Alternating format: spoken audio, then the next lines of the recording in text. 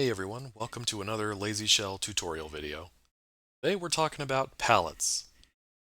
Several of the editors within Lazy Shell have a palette editor within them. Rather than include this information in all of those videos about those specific editors, it made more sense to add this in a separate video that you can reference back to if you need to. Here in the palette editor, you can see the 7 palettes laid out in rows. The editor gives you many options for editing palettes. You can edit one color at a time by clicking on it. See what the color looks like in this bigger box to the right. To the right of that, you can edit the color. You can either manually adjust the RGB values, or red, blue, and green levels, from 0 to 248 in increments of 8. You can set the color to a specific HTML value, if you know how to do that sort of thing, or you can click on a color in this big box down here, and then click this Set to Color button.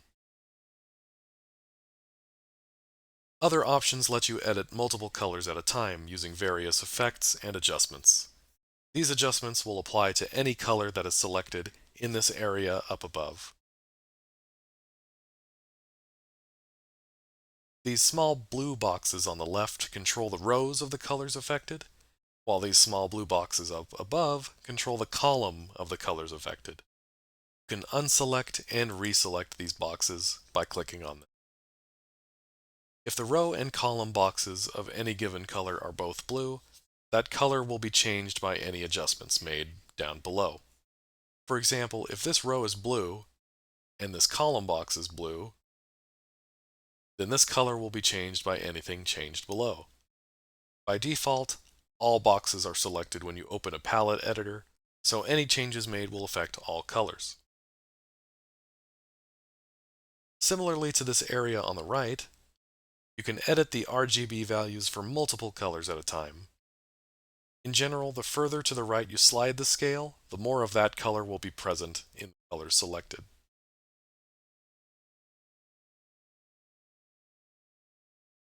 Switch RGB. As the name implies, you can swap the RGB values of the colors selected with each other. Watch what happens with the color levels on the right when I select Switch Reds with Greens. Red and green values got swapped, just as advertised.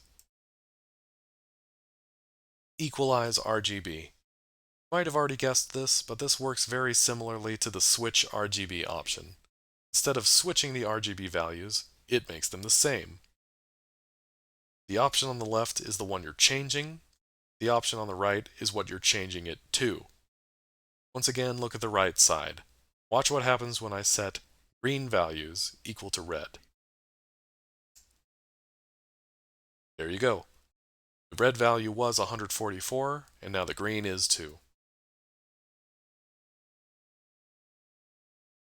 Now let's go to effects. The first option is grayscale. This makes all the colors turn various shades of gray. Perfect if you want to give a level a bit of a creepy feel, or if you're directing a noir. The negative image box essentially inverts the RGB values of the colors.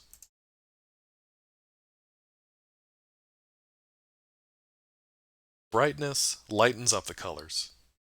See, as I slide the scale to the right, the RGB values of the colors selected all increase.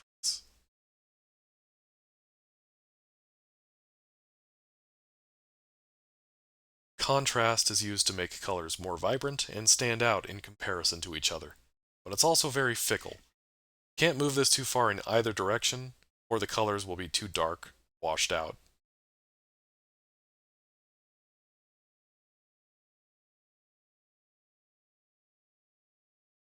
Threshold turns all of the colors black and white. Sliding scale determines how many of the selected colors will turn black versus how many will turn white. The higher the number, the more colors will turn black.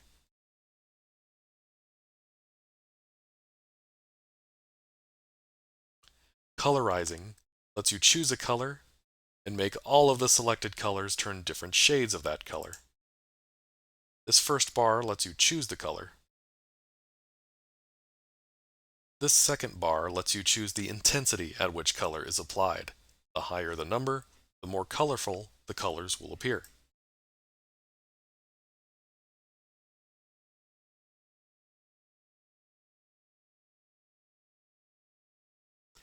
down to these buttons at the bottom. Update takes the changes you made and applies them to the selected colors. If you keep this auto update selected, as we have in this demo, the changes are made to the colors as you make them. OK confirms the changes made to the palette.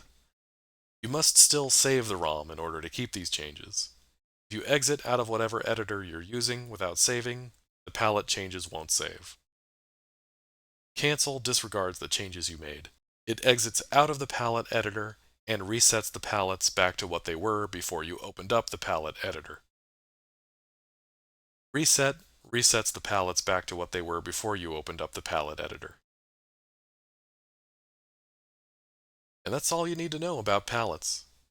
There are a couple of editors where using palettes can be a bit more technical than what we've covered in this video, but those technicalities will be covered in the videos for those specific editors. If you find these videos helpful or you just want to support the channel in general, please consider subscribing. As always, if you have any questions or anything in particular you want to go over or see a video about, feel free to sound off in the comments section or reach out. Thanks, and I'll see you next time.